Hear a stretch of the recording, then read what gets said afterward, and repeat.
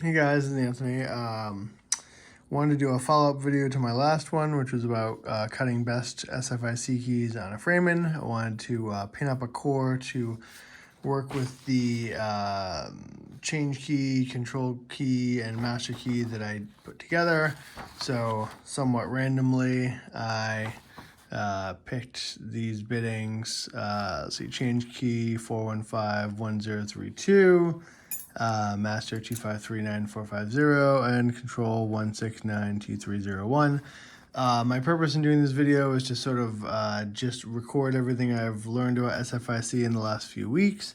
And also, since I will probably do this periodically but not very frequently, as a way to save my knowledge before it drains out of my brain, because I hate having to redo things and especially relearn things, and especially relearn things the hard way by making the same mistake again. So let's see. So where should I start? So this form I got from a website that Tyler Thomas had posted it on. This is used to calculate if you know the change key or the operating key and the master key if there is one. Basically, the whole purpose of this is to choose the pins that you're going to use.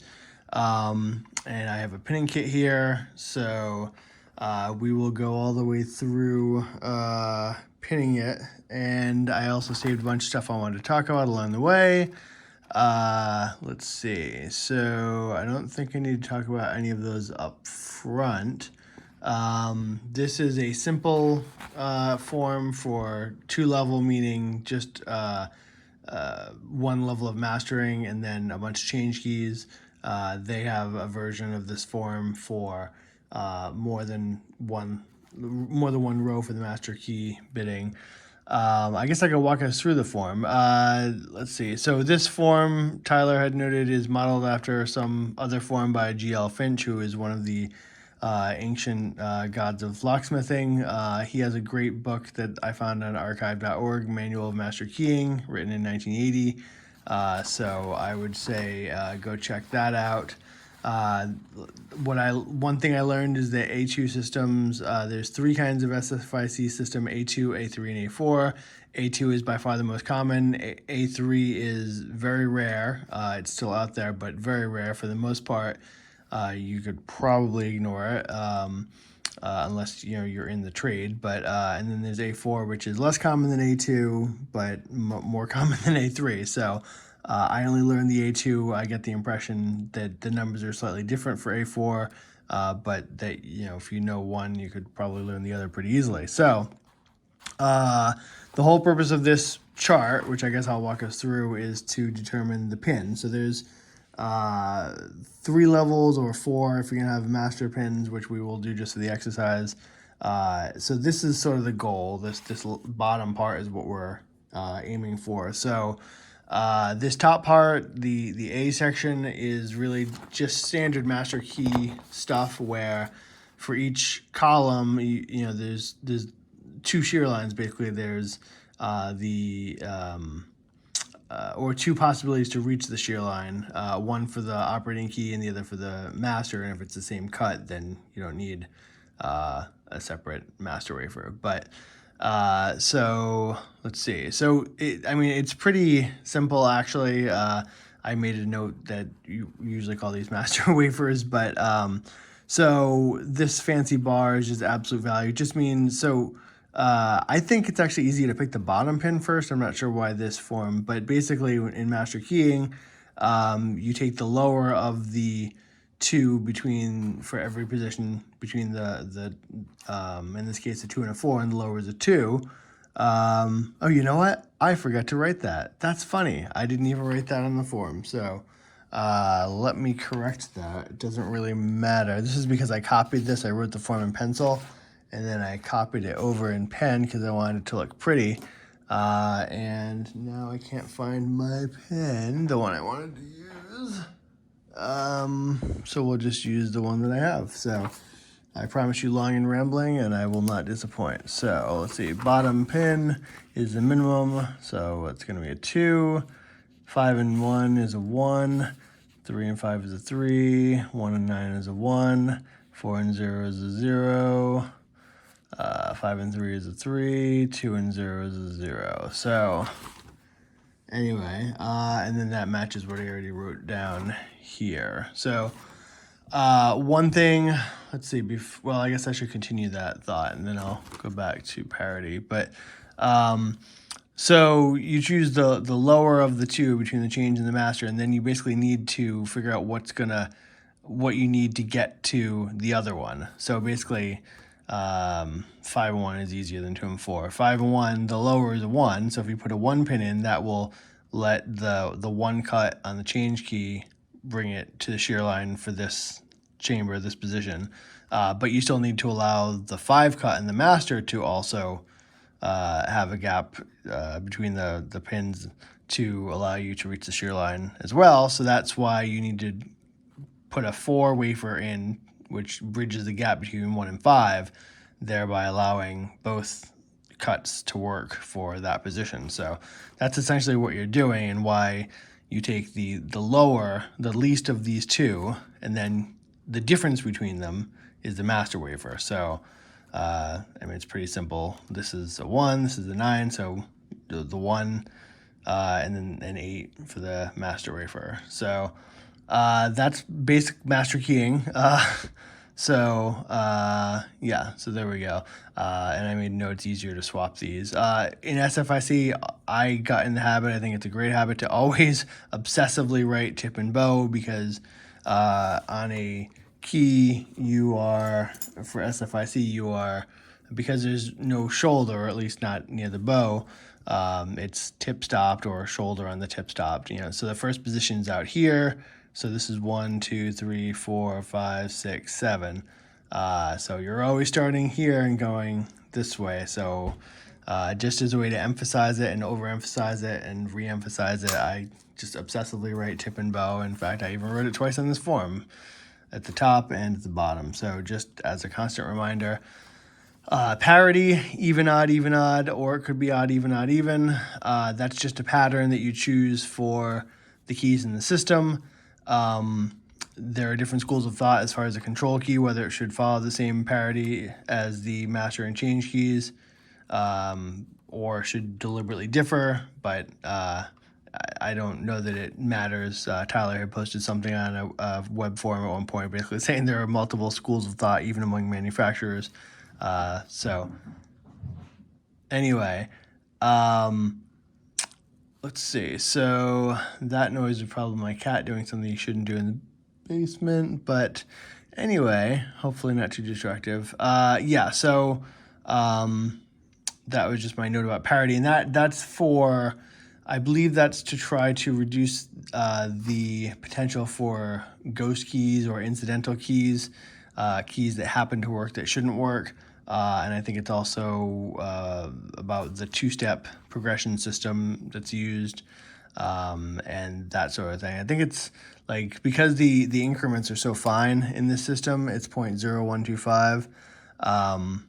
I think it's the even odd, which provides a gap of 2 for each possibility, I think helps, because the depth increment is pretty small at 0.0125. So anyway, I had a key gauge around here somewhere, but I don't know where it is, so we will not get into that. But anyway, so that's parity. You choose it when you're designing the master key system, and then you follow it consistently. Anyway, so that's about calculating the bottom pins and the master wafers. Master pin wafer. And so that's these bottom 2 rows. And then this whole section under B is the control key section to determine the control pins. So if you don't know SFIC, there's a whole separate shear line. So basically there's an operating shear line here. And I will try to show that with a key. This is an unpinned core. This could be the one that we pin up. So that's the one that you see turning there. I'm going to hold the control lug. And then there's a separate one that the control key, which is higher by 10 increments, and that moves this control lug. Normally it's out, which prevents the, it keeps the core in the lock. But if you put the control key in, then it retracts the control lug and allows you to pull out the core and change the lock easily. So there's 2 shear lines. I just wrote on my lock, but that's, like I said, one here and one slightly higher. I think I scribbled that on the back of a sheet of paper. Yes. So operating shear line, and then 10 above it is control shear line. So 10, what I mean when I say 10, all these numbers are, based on the depth increment of 0.0125. So 10 depth is, well, you just times 10. So you move this thing over one place, the decimal point, and then you get 0.125. And we could see if that's true. So the difference between the shear lines should be 0.125. So let's go 0.1. There we go, 0.125. Oopsie. Come on, you can do it. Close enough-ish for our purposes, sure. And so basically what we see is that that is correct. So let's do that. And so that is showing the difference between those 2 shear lines. So that's the 10 increments is 0.0125 of one depth increment times 10. And we'll see that in the math in a bit when I keep talking about 10. But that's because we have 2 shear lines going on. So basically when you insert one key, the cuts are raising the pins inside each position stack to do potentially 2 things. It could create a gap, or could, meaning the gap between the pins, could raise the pins to the shear line at the operating level and or the control level. I mean, you would hope it wouldn't be both, because you don't want to have a change key that has the exact, or a master key that has the exact same bitting as the control key. So the best way to avoid that is to not have them shared, which is why changing the parity is actually a great way to avoid that. But nonetheless, yeah, anyway, so so this whole B section is about determining the what are some, they call them the build-up pins. The idea is that you're building up to the second shear line, allowing the control key to work. I like to call them control pins just because B, I like single letters, so B is for bottom, M is for master, C is for control, and T is for top. I could use D for driver, but oh well. So let's see. So you choose the control key bit, or you write the control key bitting here. You add 10, and that's because you're trying to figure out what's happening in that second zone, at that second shear line. So, yes. So let's see. So and that gets you, they call it the control number. I think of it as the bitting if you were thinking about it relative to the first shear line. So if you think of the first shear line as 0, the operating shear line, then, so the first one is 11. So I think that would mean that basically the one cut dips a little bit, and then you need 11 increments to some combination of pins where there's the top of a pin allows it to, when you have 11, allows it to get to this control shear line. So that's kind of what this is doing. So anyway, so that's kind of what I think of it as. This control number is like the control bitting in a way, like, but it's higher because we're looking at 10 increments higher. So, so basically, let's see. So, what they're doing here is they're saying add A3 and A4, which A3 and A4 is the bottom of the master. So that's basically also the same way of saying the higher of the two, the master and the change. So I said that's how far those 2 pins, the bottom pin and the master wafer, if there is one, how far they get us to this bitting. So in this case, we're gonna try to reach 11. So between, so the 2 and the 4, it's really a 2 and a 2 master wafer. So the highest we're getting is 4. And then now we need to get from 4 to 11. to allow to reach the control shear line. So that's why we need a control pin or a build-up pin of 7 to reach that gap. That's how I fit it together in my brain. So with the second one, we have a cut of 6. Adding 10, it's in my mind, it's like a bitting of 16 relative to the base of the operating, or 0.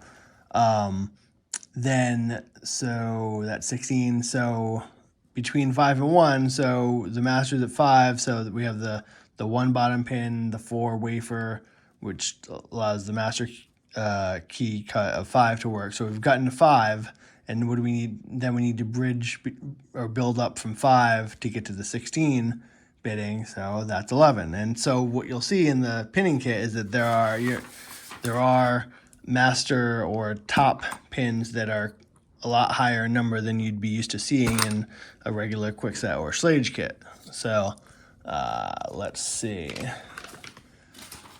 So we see we have top pins that go all the way up to 19. So, oh, we can't see that because that's out of frame. Whoopsie. All right, so let's see. So, oh, I was not counting on that. All right, well, might be time for adjusties. All right. It's not perfect. Was not planning on showing messy table, but so yeah, so 19. So we have master wafers or what they're calling top pin is anything above a key pin. So that gets into a little bit of a weird area that I wanted to cover later, but I have a pretty great book by Robert Sievking, and it's a pretty great book. One of the things he mentions in, let's see, chapter 5, which I think is backing into a system, is he mentions A pins and B pins, and you will see those referenced elsewhere occasionally. So he says the A bottom pins are sometimes called A pins, and then all others are B pins or top pins. So that's just so you know. And then to further complicate things, so, well, on this diagram, so here's A is the bottom pin or key pin, because it touches the key. Okay, and then, so one other thing I learned is that there are different key materials. So what CLK said, and I have no reason to not believe them, is that the normal standard for keys for best style SFIC keys is to be nickel silver. You can get brass keys, but the important thing is that you don't want to mix your key material and your bottom pin material. So you don't want harder nickel silver key material and then have brass bottom pins, which is exactly what came with this kit. So I once I realized that, I had to buy nickel silver bottom pins and then dump the brass pins or save them, and for as a backup, and then put in nickel silver ones in all these places, and you'll notice they're not color coded, which was sad. But anyway, so and then what was the other thing? Oh, so what I was told is that the nickel silver is much more common, probably because SFIC is for like a high use environment, like a school, a university, institution, etc. So and by default, unless you specifically ask for brass, normally you will get nickel silver, and it is also normal for it to say duplication prohibited or do not duplicate or something like that. It's not that clear on this one. This is not the best key, pardon the pun, but it does say duplication prohibited for what it's worth. So anyway, that's the bit about key materials and the A and the B. So the bottom pins, the ones that are touching the key, should be the same material, which is most likely going to be nickel silver. The top ones are brass, probably because they're not touching the key and they're not getting as much wear. So, and I think Lab's pinning kit actually is that way, where the top ones are brass and the bottom ones are nickel silver, which is probably what I wanted, but I wasn't aware of that or whatever, and these were cheaper, and I don't know, anyway. So so that's how we ended up with that. So continuing on, so so this is just determining how to get to the control key bitting for that second shear line, which is 10 higher, for how to use these build up or control pins to, and it'll probably make more sense once I put it out on the pinning tray. So, and then basically, Best has pretty tight tolerances, and all pin stacks always need a total 23, which you could figure out, 23 times 0.0125, what that is, but it's probably how high it goes up in the cylinder. You know what? I've actually never actually done that, but you know what? I'm using my phone to record this, so I can't do the calculation, but you could do it and then see how far it comes out. But every pin stack has a total 23. So at this point, you've determined the bottom pin, the master wafer, and the control pin or build-up pin. And so in this case, it's like 2 and 2 is 4, 4 plus 7 is 11. And then if we need to get 23, well, what do we need to fill it out with, to top it off at 23? In this case, it's 12. So that's why I said what's needed to balance each stack to 23. And that the 23 comes from the A2 system. It's a different number if you're using A4. But anyway, that's the system that we're in. So this is basically like everything else, like I said, to top it off. So what do you need to top it off? One minor thing I will say is when I was doing some cores, in a couple of instances, I'll tell you the one I remember. Well, I think I know why both instances happened. I think in one case when I was pinning up a core, I think I was supposed to get a 4, and I think I got a 14, and they're both green or something. Yeah, I think that's what happened. Yeah, I think I was supposed to grab a 4, which is pretty thin, but it is green. They're very I hate 4s, but I hate 2s even more, but it's green. You can see that, yeah. And then for some reason I was spacing out, I grabbed a 14, and how did that end up in there? That looks like a little cap.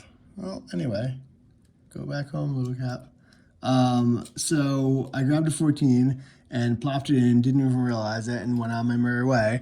And then pinned it up, and then I was trying to insert the key, and I was having a really hard time getting the key in, and I was, I didn't want to be brutal with it, but I kind of was like, well, that's weird, I don't know, I'll add some lube, and so what I did is I took the key, and on the, not on my pinning kit, but on the bench, I was like, all right, so it wasn't a knobby, I was just loose, so it was like, let's say it was stuck here, I was like, somewhat firmly, not like a crazy person, but somewhat firmly, I went like that. And then what happened was this chamber, whatever one I had put the 14 in instead of the 4, just popped right out.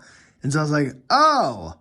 And then I looked at what came out and looked at my sheet about what should have been in there. I said, I put a 14 in instead of a 4. So that was an unbalanced pin stack, which prevent, there's so much pressure in there that I couldn't get the key past it.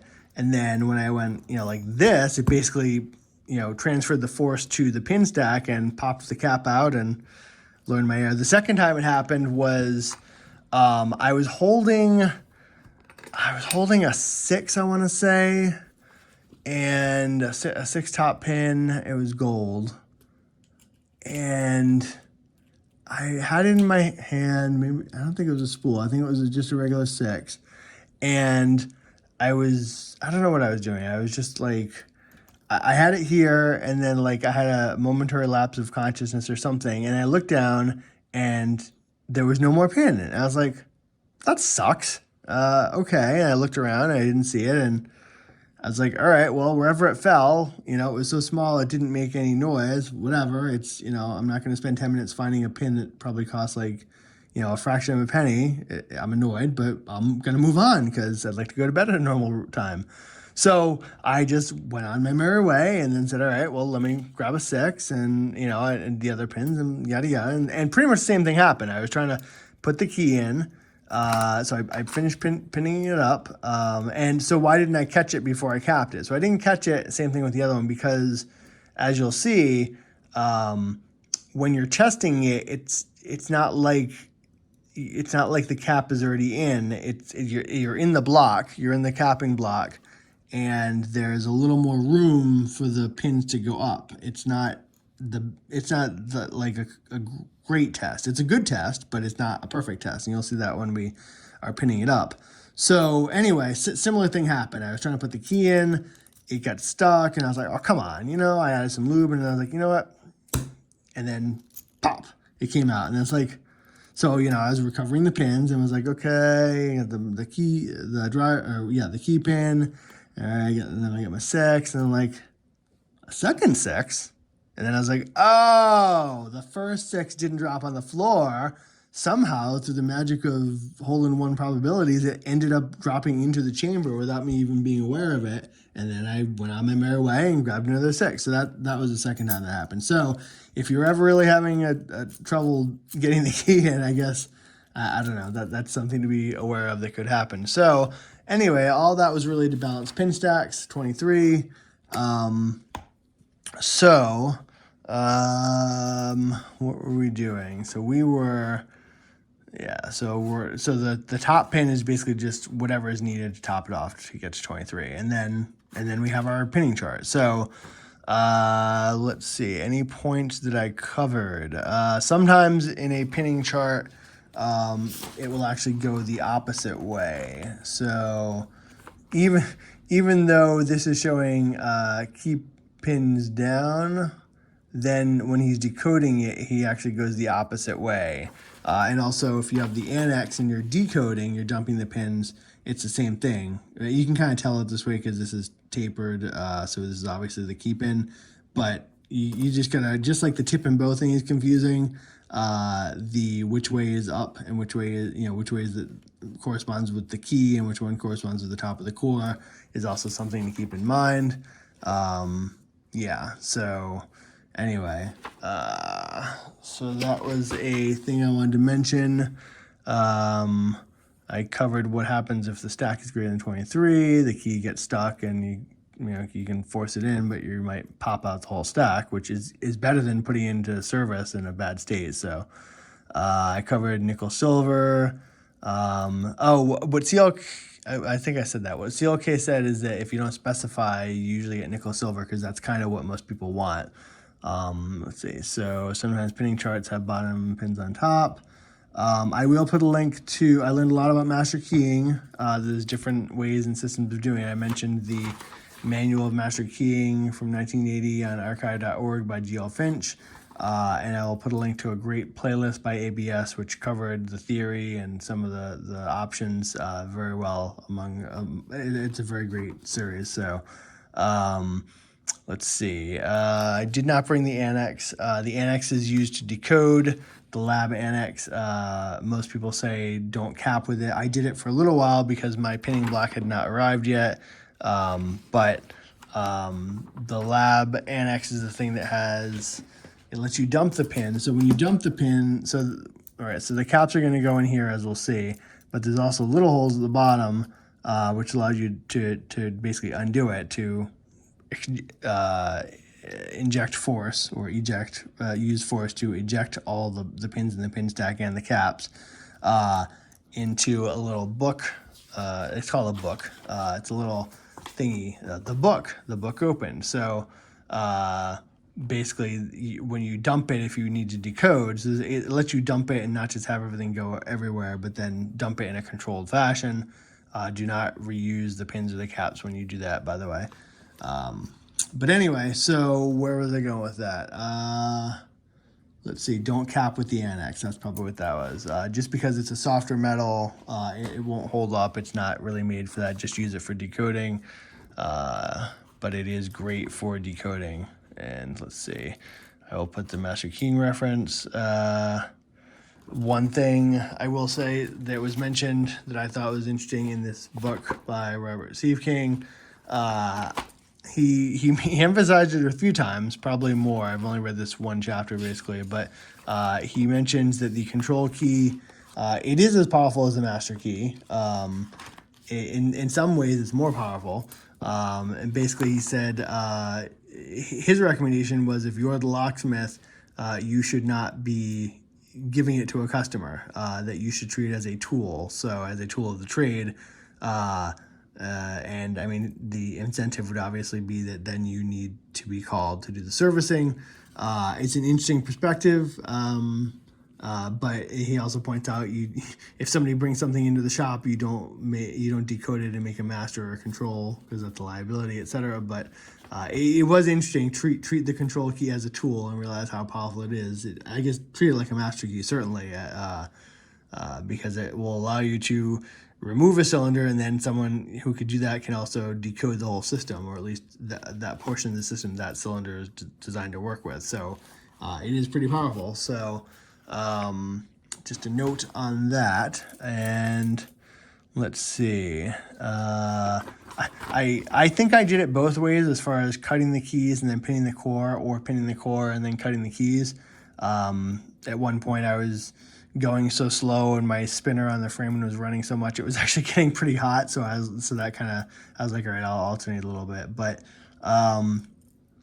anyway, so I think it's better to cut the keys first, because then when you pin you can use those to test the core as you pin it. So and I will also say that the 3 keys I cut, I'm pretty confident they'll work, but I had a note about the vice position that I added to the last video in the description. So I'm not 100% confident because I had to readjust them partway through, and anyway, but we will see. So yeah, if you have a choice, I recommend cutting the keys first because I can help you with the core pinning. And so I did have some spool pins. I think I had to order those separately. It's not normal to see spools. I mean, with 7, you can have 6 positions. You can even have 5 positions, although it's not that common. But 6 or 7 is most common. And the system that I took over had 7. So I mean, with 7 pins, even if they're standard pins, that's a pretty good disincentive or difficulty for picking. But so where did I go with that? So let's see. Oh, spools. Yeah. So I did buy some spools, again from CLK, but I'm sure they're available elsewhere. They are effectively, it didn't say it, but effectively for number 6, number 8, and number 10. So what I did was, after I did out my pinning chart in Excel, I was going through it, and I basically, if I was going to do a particular cylinder, pin it up, what I would do is I would circle either a 6 or an 8 or a 10, one or two pins in the cylinder. 2 out of 7 isn't bad. There are fancier pins. The Mako company has a kit with serrated pins, mushroom pins, gin spools, whatever, barrel pins, etc. So that's pretty cool. Let's see. So I did want to mention that. And let's see, they do sell SFIC spools, got that. So at long last, we were being close. So springs. So there are, I did not know this. I just assumed there were springs. So there are at least 2 kinds of springs. There are what Jason from SE Lock and Key calls short springs, but apparently this pinning kit calls regular springs. I think that it has to do with the key, the length. I think this is 3/8, and so I think the 3/8 length are called Falcon. At least, let's see if this is true. I haven't done this before. All right, what am I even doing? All right, then I don't know what I'm talking about. Maybe it's the width? I have no idea. Well, it's certainly not the length. Yeah, okay. So all right.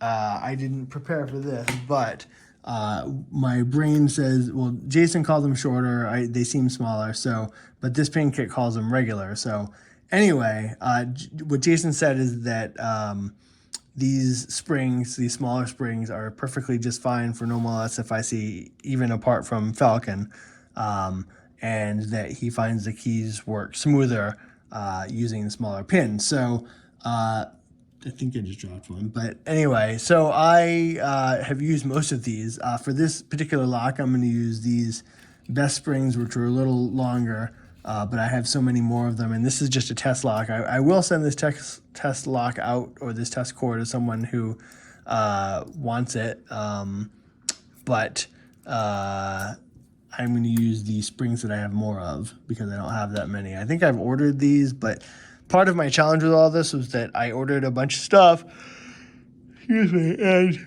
it took forever to come in. In fact, it all hasn't come in yet. So I have these nice short springs on back order, but fortunately I was able to finish the project with all the short springs. So, but we will use the longer springs for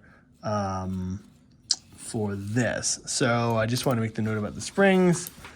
And let's see, so short Falcon versus long best springs. And it's very confusing that this calls regular, which I think are the Falcon ones, or Jason calls short ones.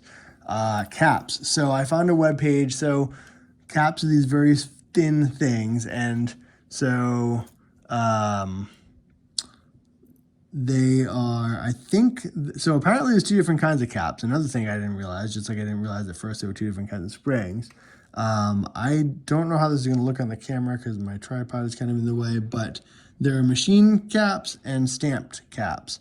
And the caps will end up going in these little top holes here. Now, it only makes physical sense to me that the caps must be slightly bigger than the holes, because the way that you cap the core is that you end up whacking them with a hammer, and I think it basically squishes them down into the hole and forces them into place. And because they're slightly bigger, the friction of fitting slightly more material into that space is basically what keeps them in place.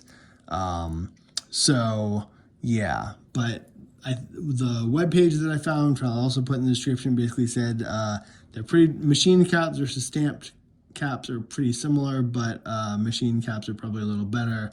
I ended up getting 500 machined, and I think like 100 or 2 stamped. Oh, there's a stamped.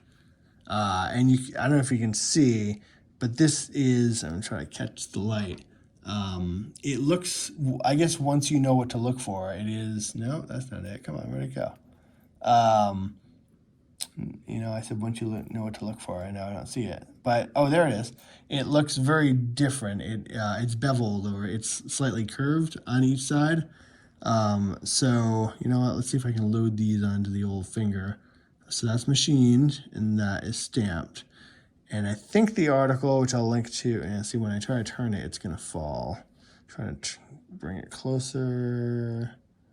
Okay. Anyway, this is a little shinier. It's actually, if you looked at it sideways, it's a little curved, like more like a disc, anyway. But the long and the short of it is, supposedly machined are better and more consistent.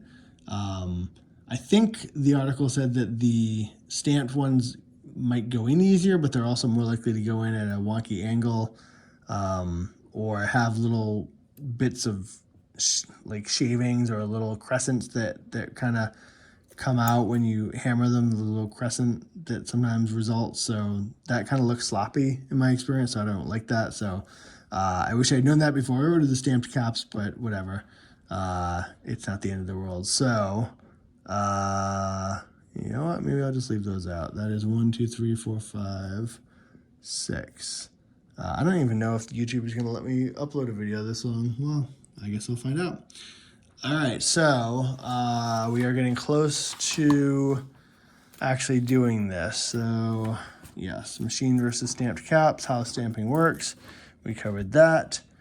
Tapping and checking as you go. That is an important point. Let's see. So when we cap, pretty much everyone says, so this is the capping block. We're going to insert the core, and then we're going to start capping. And let's see. Well, I'll do it in a second. But pretty much everyone says that you should not use a metal hammer. You should use, because I'm going to end up, this is the capping tool, which forces the cap down into the core. But pretty much everyone says don't use a metal hammer. to whack it down, you should use either plastic or rawhide. So yeah, it's funny. I actually started out with this, which was some quote locksmith's hammer with multiple tips that I got from Brockage or something, and you know, these actually changed. And so I put the plastic one on, and after a few whacks, it started chipping off. And I was like, well, that kind of sucks. But that was before a different hammer came in. So I've stopped using that because I had to whack like 5, 6, 7, 8 times also. And now I have this, which I saw in one of Jeff Moss's videos and tracked down just from the colors in the image. And yeah, so anyway, that is what I'm using now. And I wrote cap on the side to use, which the side seemed harder. And then now that I'm feeling it, they seem like they're the same, but I wrote cap, and then as a little joke on the other side, I wrote no cap. But anyway, so let's see. So we covered using not metal, using plastic or rawhide hammer. And let's see. So really just tapping and checking, and then there's supposed to be a certain look when we're done if I do it right, which we'll see because I haven't hammered. This is not the workbench, so I haven't hammered on this material before. So we will see if it absorbs the force and makes it not come out well. But basically, the cap should end up slightly recessed in each of these holes. So let's see. So yeah, so the cap should end up like slightly, I think Jeff Moss said like 1/16 of an inch. So like just sort of a hair, not flush, but like a hair in. That's what we're going for. And straight, not at an angle, etc. So, because the deeper in it goes, the more pressure it's going to put in the springs and the pins and yada yada. So, anyway, so let's finally do this. God help us. So, I should probably stop at this point, but why stop now? So, we have our pinning chart, and we have, let's see. So, we'll be hammering later, so we can deal with that later. Let's get to the shindig. So I could actually pick out my pins first. You know what? No, I'll do it the way I've been doing it. The first few that I did, I laid out all the pins on the pinning tray and then transferred it. But then I watched Tyler's video on SFIC again, and you know, he kind of pretty confidently, he actually uses his fingers, but he pretty confidently just took one pin after another and put it in the core. And I said, well, if I could do that, I could save some time because I'm kind of doubling my effort doing pins to tray and then tray to core. So I ended up moving to that because I realized I had a lot of cores to do and it was going to take forever and I needed to have opportunities to improve. So I'm not even sure what this is here for or why I'll be using it, but it might come in handy. At the very least, it'll come in handy to hold some caps and some springs. But so let's do it how I would do it. Well, first of all, let's get some springs because I know in the end I will need 7 springs. So if I was a real pro, I would have already pulled these out. So God, these springs are such a pain in the ass. But anyway, let's get that out.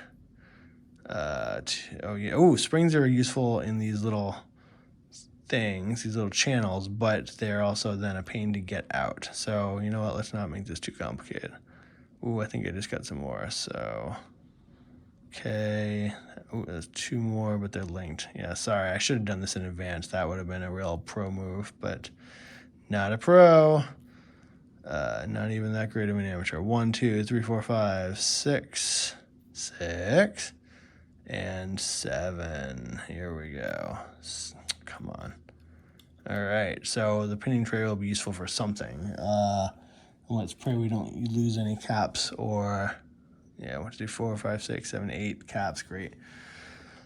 So let's see. So let's do it. So we have our, let me fold this down because that's going to be kind of a pain. And could I even do this? Ooh, let's do that. Let's do this and that. So let's get rid of these keys. We'll do those later when testing. Let's do this. Kinda. It's gonna kind of get in the way a little bit. So, all right. Not that great. Not that awful. So we need to pick one of these cores. So on the cores, sometimes if you're lucky, it will say the keyway stamped somewhere on here. Here it actually does. It says Q. Sorry, you can't really see it. It says Q. But then I have another core which does not say Q. Not at least that I've seen, although it is a Q keyway. But so we'll do the one that's not a Q. And let's see. So first thing you have to do is you have to get all of the holes lined up. So you have holes at the control sleeve, holes in the operating sleeve, and then down here, I think. So the way that I saw to do that is, well, first of all, you need a key. Even a blank will work, but you got to get this upright. So let's see. So let's get that upright. Come on. All right, relatively upright, and then you also need to get the control lug out. So typically, yeah. So I have two ejector tools for a couple of reasons. One, you can do this to hold the control lug. And then the real one that I love is looking down here. I'm looking to see that all the holes, can you see that? Yeah, there we go. See how you can see all the way through? That's what we want. So again, the first position is out here. So we're putting the key in, and the first position is at the tip. And it's actually, when you put the key in, it's actually stopped up against the retaining clip, so that this tip shoulder ends up getting stopped on this retaining clip. So that's actually why the key doesn't go in any further, because there is no shoulder at the head. But anyway, so this is holding everything. This one here is holding everything in line, which is great. We won't need the capping block yet. Once we get a few pins in there, especially above the key pins, we can take this one out, and actually we can take both of them out. But just to get started, you kind of need all these to be together. So bottom pin of 2. Okay, so bottom pin of 2 isn't bad. I don't like these really thin master wafers of 2, but Jesus, like 4 of them. But here we are. So bottom, so let's see, key pin of 2. So these were recommended by Jason of SE Lock and Key. Not these specific ones, but he said get long pointy tweezers.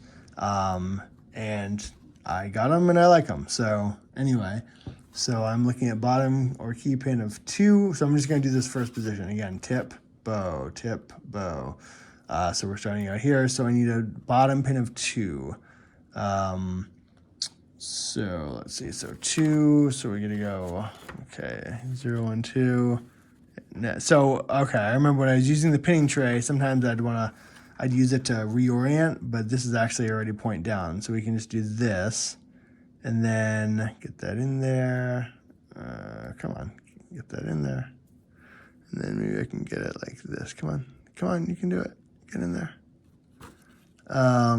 There it is, it's in there. So one of my tips, the last couple of tips was tapping and checking as you go. So what I was doing is I was kind of doing this tapping to make sure the pins were settling down, and just constantly checking that they were settling down in there, like rather than getting stuck somewhere. So that's definitely a tip that I want to remember is, tapping as you go. So let's see. So we got the 2. Then we need a 2 master wafer or top pin. I hate these thin 2s, but here we go. So picking up this very thin 2 and carefully, let's see, make sure I only got 1. Ooh, that might be 2 of them. Really? This is real world. Ooh, it was 2. Wait, I felt it break. Yeah, there's the other one. Wow. So yeah, so there's a tip. Especially with the thin ones, make sure you're only grabbing 1. So then what we need to do is just get it in there carefully. So, and then make sure it's flat inside and tap it. Tapping it, if it goes in sideways, tapping it will often redo it. Sometimes you might need to put a flashlight. I foolishly did not bring my flashlight, so I'm just using my bare eyes. I think that's flat. We will see. I think it is flat. You can also take one of the ejector pins, you know, do that and just tap it if you want, or you can use that sometimes to force it down. I think it's flat, it's so hard to see. I'm gonna bring it out of the, yes it is, okay. All right, so let's get that back out there. Okay, just making sure the control lug is out. I can still see all the way down with the other one, it's beautiful. So we did 2. I mean, I don't normally check this off, but just for our purposes, 2, 2. All right, 7 top. So also purple. Okay, 7 top. Come on. Yes, I kind of like to get it straight. Okay. Come on, go in there. 7. Looks like it fell down enough. Beautiful. The thinner ones, the 2s, 3s, and 4s, especially, I worry about falling in kind of sideways and tapping and trying to get it to go all the way down. But I just like to persistently see they all go all the way down. And then 12 top. So where am I 12 at? Okay, here we go. Okay, 12. Beautiful. See, that's a little too, you can't really see, but that's a little too close to the top. I don't like that. It should be further down. So if it's not, it bothers me. So sometimes you can just push it down either with this. Why is it not going down? Uh-oh, that's way too close to the top. I don't like that. Is it because of the control lug? Oh, see. And the reason for this is that it's important to catch problems soon. It's just too close to the top hole. It hasn't gone all the way down. It should be fairly far down in there. So I don't like that. So first of all, let's get rid of this extra 2. That's just going to confuse me if I have to dump these. Tapping is not working. Pushing, I don't want to push super hard, is not working. So I am not thrilled. I don't know. I already know this should be in further. I shouldn't see that so close to the top. So I don't know what the problem is. The other holes appear to be in line. I am not loving that. Wow, that is a pain. Okay, well, I do not want to, you know, cap this and then have a problem. So I'm just gonna have to eject it. Yeah, I don't know what the problem is. So now I can go underneath through the ejector hole and push them up basically. And what is the problem here? What is, oopsie. All right, so this is where the pinning tray can also come in handy because that was the top, which just fell out. Oh boy. That was the control or build up. All right, so I'm just gonna, all right, I don't wanna, all right, come on. All right, get out of there. Yeah. All right, come on out of there. So you can see why it took me so long to do so many cores. Please go down. So that is, all right, that just dropped down to kind of where I want to see it, toward the bottom there. So that's good. And then we had a 7. Come on. A 7. I don't know why that wouldn't have gone down all the way.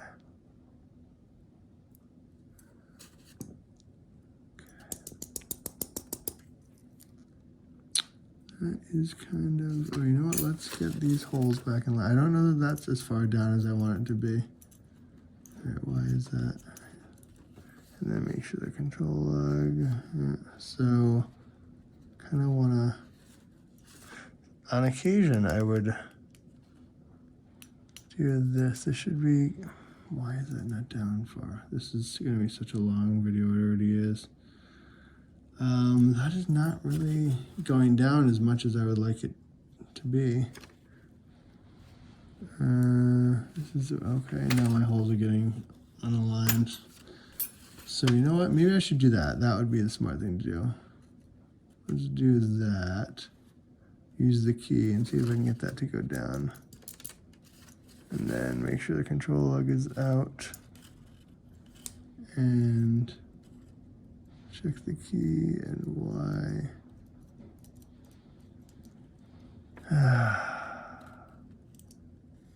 I'm just not seeing these pins go down as far as I'd like them to be.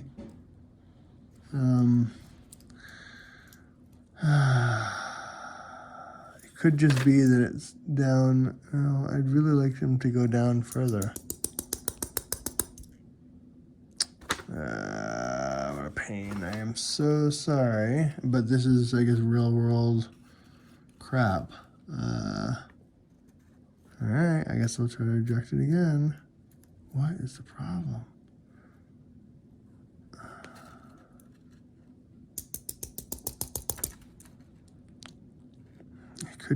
I guess I could just be imagining it. It could be fine. All right, I mean, I guess I'll continue with it. I mean, the proof will come. I just feel like it should be further down inside that chamber. You know, this isn't even flush. Hold on. Okay. Let me get that back in there. Okay. And then get this out. Oh God, I hope this does not happen with every chamber because I'm going to be really irritated. And so will you, although you probably have moved on. But what the hell? Why? I really just... Should I press? No, I don't want to press too hard. That's so weird.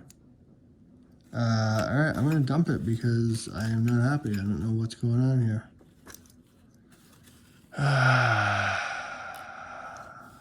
First chamber, pain in my ass. Okay, let's make sure it's empty. It's empty. I can see all the way through. So I'm gonna try again. What the hell? Okay, try again. Pointy down.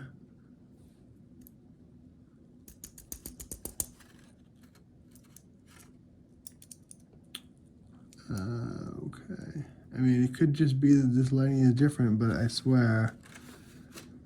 No, see, that isn't even...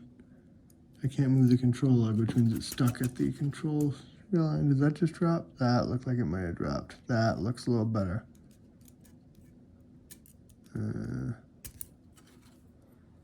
That does look further down. I know you can't see, but I think that's fine. I think that's where it's supposed to be. And let me just put a key blank in. I don't think I have a blank. I think I took the blanks. Oh, I do have a blank. No, of course I can't do anything. Let's do this and just see. Yes, okay, so that's good. That should be below the shear line. So that's where it should be now, okay. All right, so, okay. Maybe that was the issue. Maybe the key pin was just not dropping down as far as it should. So, back to where we were, redo this. I think that's right. I wish I had thought to bring my flashlight. All right, I think that looks flat. I'm pretty confident. Yes. Okay, pretty confident. Let's get this back in here to keep those all aligned all the way through. Yep. All right, now we'll redo this. Okay. I hope to God that the other chambers go smoother than this. Wow. All right. Then, okay. I think that's fine. I don't know. All right, I'm just gonna keep going. I feel like it should be further down, but I am not gonna make this take forever. It could be that the lighting here is different than in the workbench area, and that's why that could be fine. All right, I'm just gonna keep going. Anyway, I hope that's fine. We will see. So that should not be right up there. What is the problem? That 2, 2, 7, and 12. That's, yeah, that's what I did. There's not enough room for a spring. This is like right up there. I am very confused with what the hell is going on here. I may have to redo this whole video because there's one stupid chamber. Wow, what the hell? Wait, well, all right. Well, the key is not straight, so let's get that because I can't see all the way through. Come on. All right, let's get a blank in there almost all the way and confirm that's where it should be. I guess I can stick one of these in the middle. Yep, all right. Why is that not going all the way down? You are killing me. This is so frustrating. I don't know why this is not going all the way down. What the hell?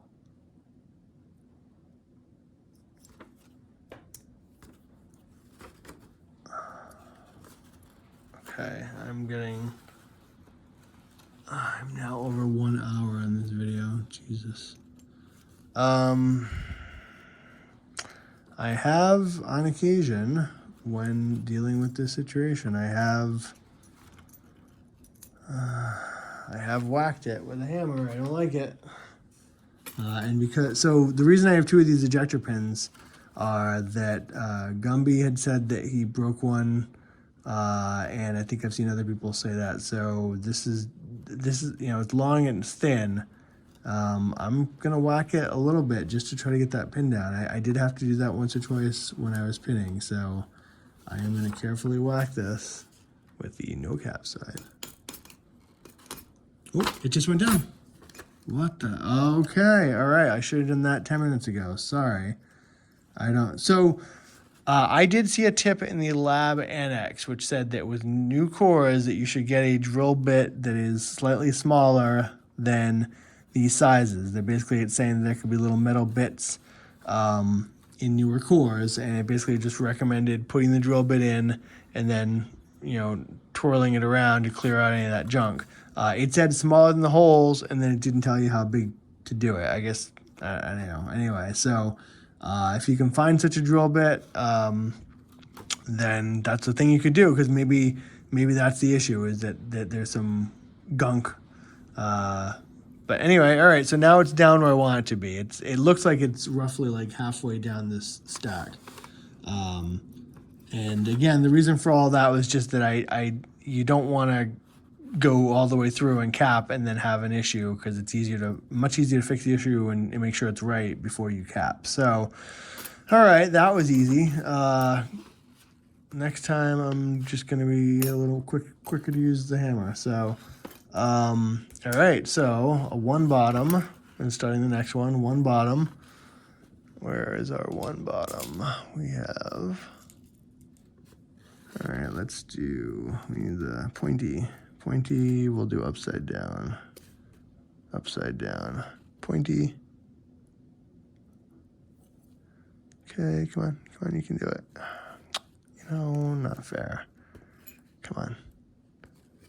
You might be, okay, fine, we'll do upside down again.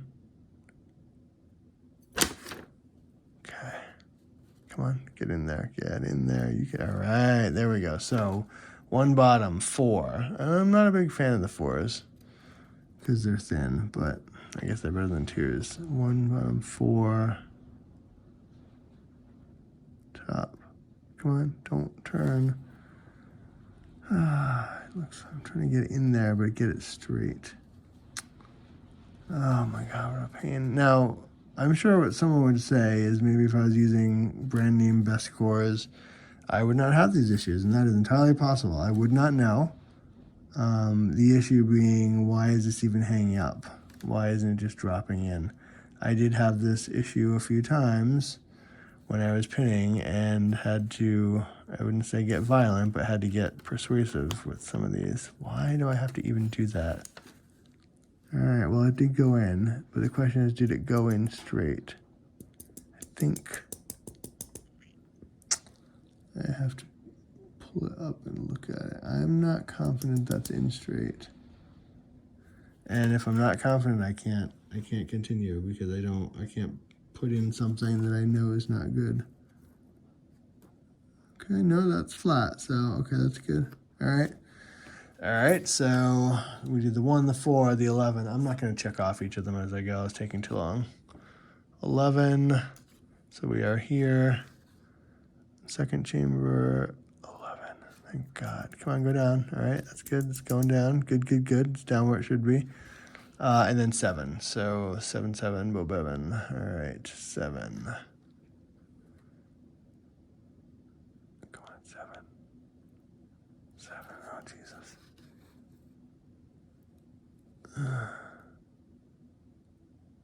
Okay. Anytime. Feel free to go in. It's funny, the last one went, all right, there we go. And that looks like it's roughly where it should be. So good, thank God.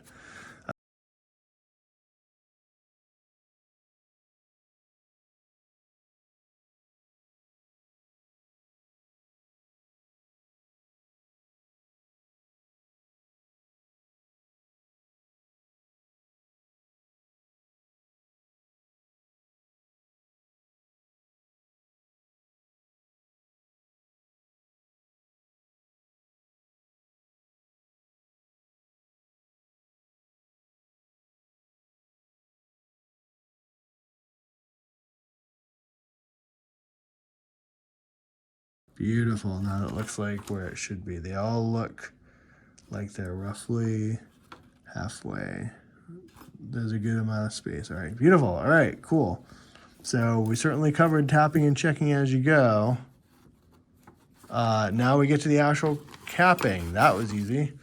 All right, so you know what? I am also terrified of spilled pin kits. So I think we're done with the pinning right now. So let's, because we've already taken our springs and our caps, let's get rid of this. And let us move this stuff. So now we get over to here. And the control leg is out, as of course it would be, because all these pins would be holding it. And this is the framing block. CLK also sells one by Lockvoy, which seems very similar. So I actually wrote in front or a little F at one point, but then I realized, well, the control leg will only go in one way. So anyway, so all right. So, and then looking down, everything looks good. Lined up. So now we can actually test our keys by putting the springs in, but not the caps. But what we can do is we can put the springs in, and they should fall down. So there should be a little gap, and they should all look the same. Good, beautiful. Getting some of these springs a little tough. 1, 2, 3, 4, 5, 6, 7. Okay, 4. 1, 2, 3, 4. Of course, I'm counting badly because I counted from the 7, but all right, anyway.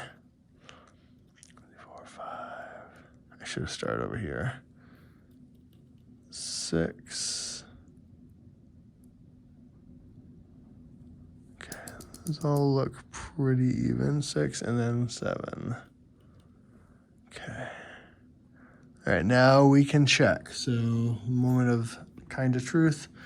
So we have master, control, and change. So this is not as much pressure as it would be on the once it's capped, but it's good enough for checking. And this is probably why I didn't catch those 2 mistakes I mentioned where I put a 14 instead of a 4 and I put 2 6s, because this is less pressure because it's not capped. The springs aren't compressed down. But anyway, so let's do, so you don't really need this as much with the framing block, but with the Annex. And I think with the lock way, it helps to curve your finger around and hold the core in. Anyway.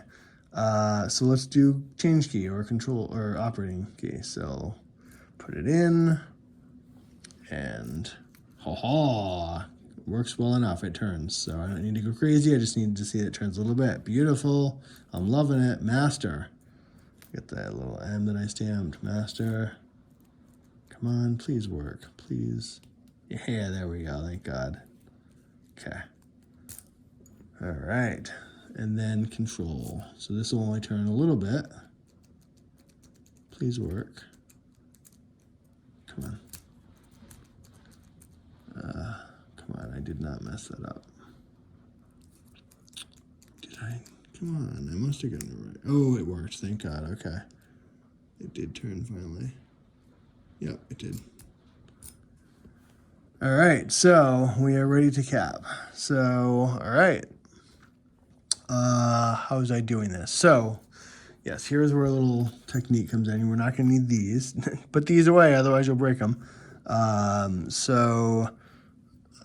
I will use the stamped one in the first position. So remember, this is 7. This is 1. So I'm going to do the first one, the stamped one. I'm just going to drop it down. And so one mistake I made early on is somewhat flat. Yeah, it's relatively flat-ish. Flat-ish. Yeah, it's kind of flat-ish.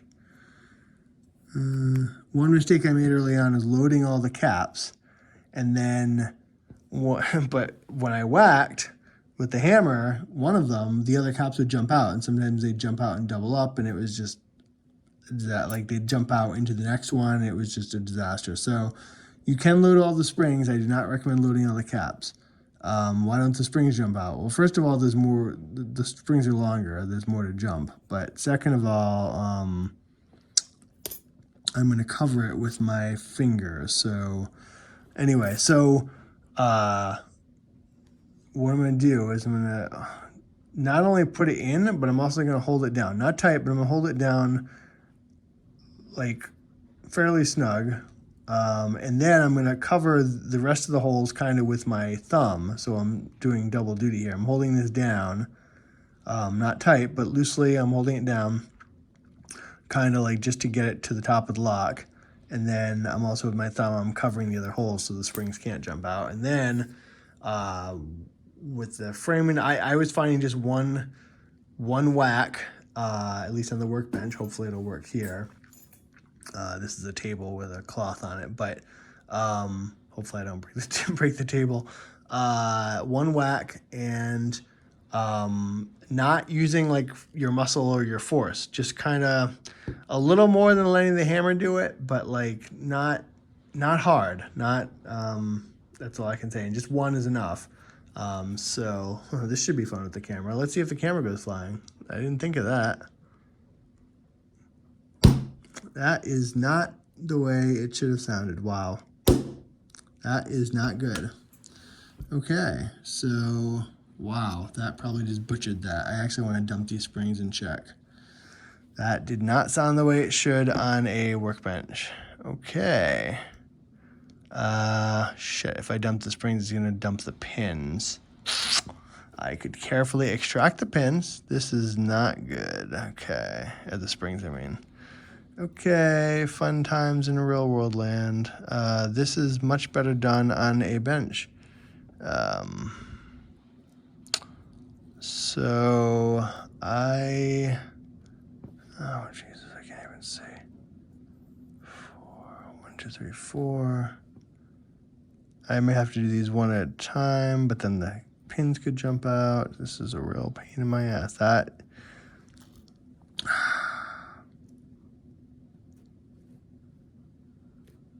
is not a good cap. Damn it. That is at an angle. Wow, that is not good. So what the hell just happened? I'm gonna eject that. I don't even like that. The cap is in at an angle. That is not. I just want to hear how that sounds and see if I can get a good whack. Shoot, but it's gonna, well, I guess if I cover these, they can't really go anywhere. I don't like it. I don't like it. I think I was also afraid of the camera jumping. This is just not the right way to do it. That is not good. And now it's like a little too far pressed down. I mean,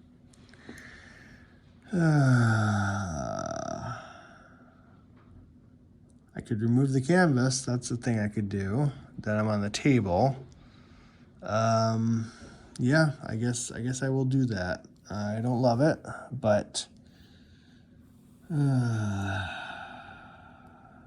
see. So I could dump this. I've never done this before, so I can cover the other ones. Put the ejector tool like this, and then, Jesus, this is gonna go all over. Springy, I do not love this at all.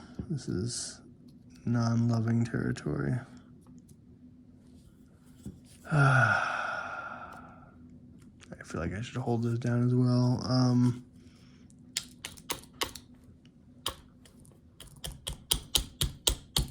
There it is. I felt it pop, I think.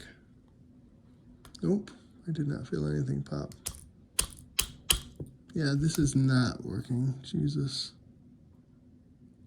Wow. That is a pain in my ass. Wow. All right, so what I'm gonna do is I'm gonna keep going. I don't love it, but I don't really hate it. It's not an angle. It's not at an angle anymore now that I whacked it. I don't think my tapping did anything just there. It's kind of where it was.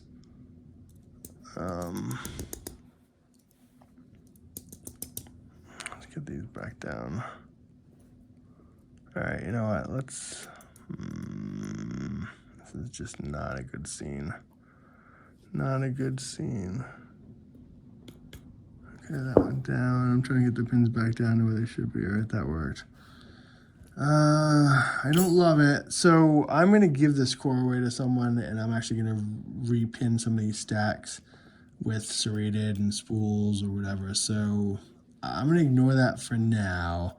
I'm going to get rid of the canvas, which absorbed the whack.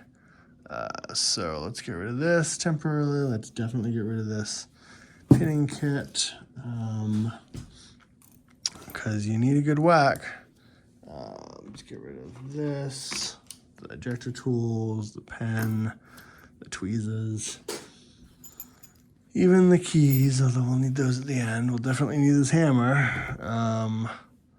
And one of those is a blank. And then we'll definitely need this capping tool. So let's get rid of the canvas. That's, yeah. All right. And hope that that allows us to get a good whack. Oh yeah, that's right. The tripod is somewhat under the, yes, okay. Okay, so back to business. All right, so now I gotta reload my springs. That was fun. 1,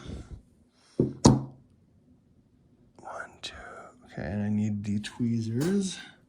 Well, I might not need the tweezers. I probably don't actually. So, let's not get confused. All right, so I did, all right, so I started from 1, so now I just redo them. 3. Come on, don't combine springs. 4.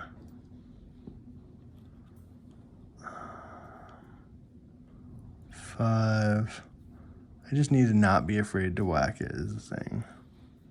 6, you can do it, come on. And 7, there we go. All right. Now we need to do the next one, so one at a time. Okay, come on. You know, this is really a pain in my ass. Where's that ejector tool? Okay. I don't like doing this. I don't know why it wouldn't go in. There it is. Okay, it's in. That was a very light tap. So I want to make sure that's flat. It's beautiful. Okay. All right, now I'm gonna have to whack this. The camera might get disturbed, but okay. All right, so I'm gonna hold it down, cover the other ones with my thumb, and I do not want the same thing to happen that just happened on the last one. So it's also hard to do this around a tripod. That could be part of it. So let's move this aside, move this aside, and I'm gonna freaking whack this because I am irritated. Okay. That's how it should sound like. All right, I feel good about that. Wow, I don't want to think about what I just did to the table though. Do we have a little coaster, perhaps a Covert Instruments coaster, so that I'm whacking the coaster, not the table? All right, moving on to 3. I feel a lot better about that one, actually. That's kind of, oh wait, gotta make sure it's in straight. Come on, straight. Be in there straight. Come on, straight. All right, that's kind of straight. And by straight, I mean flat. All right, so, okay. That is not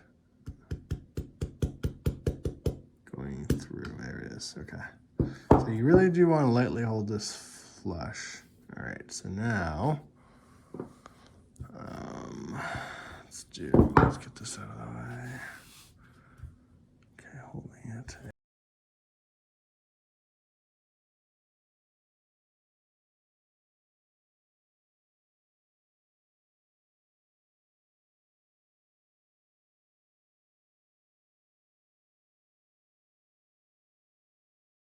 Okay, hopefully I didn't just lose this. Okay, so that spring is borked. And something just went flying. Probably the spring. If it's only the spring, then I'm fine. I'm gonna have to recap or redo this one. DumpyMcDumperson.com. All right, so I mean the other one. Let's make sure the other ones are capped. So not capped well. All right, so this is because I didn't do it on a workbench. None of these look good. They all look shitty. So when I redo this with the serrated pins and the mushroom pins, I will cap this well. This is not how caps should look. They should be all even. A lot of these look like they're at an angle, and they should be about 1/16 below. Yeah, wow. All right, so I will try to provide a link. Let me fix it. Let me just do this last one. So what was our bidding? Our bidding was 02912. The zero's still in there. I saw it, the key pin, and 2912. Well, I know the 2 is this thin one. It's the last friggin' one. Yep, that's flat. 9 and 12. Well, I can pretty much see that of these two, 12 is the bigger one and the 9 is the smaller one. So 9, 12. I guess it's good we have an extra cap after all. Although I need to get in the spring, so damn it.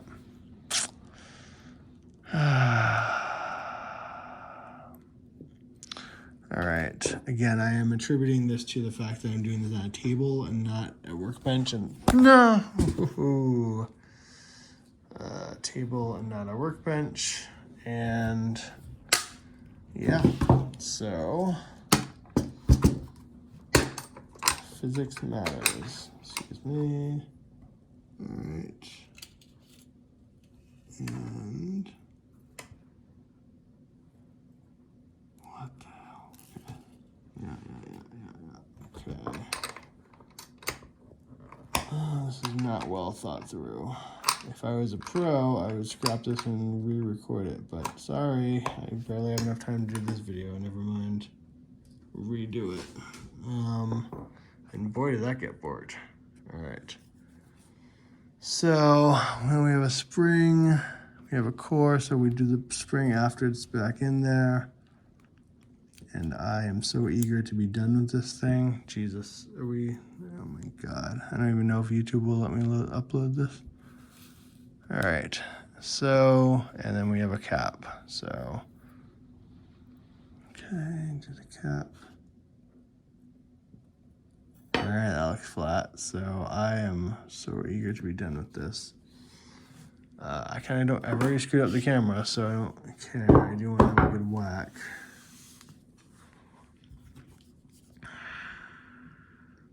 So I'm gonna hold it down. I don't care, I want to be done with this. All right. Not loving it, not a great capping job at all, but good enough. They're not popping out. So let's try our keys and be done. So we have master, change, blank we don't care about, and control. So let us try change.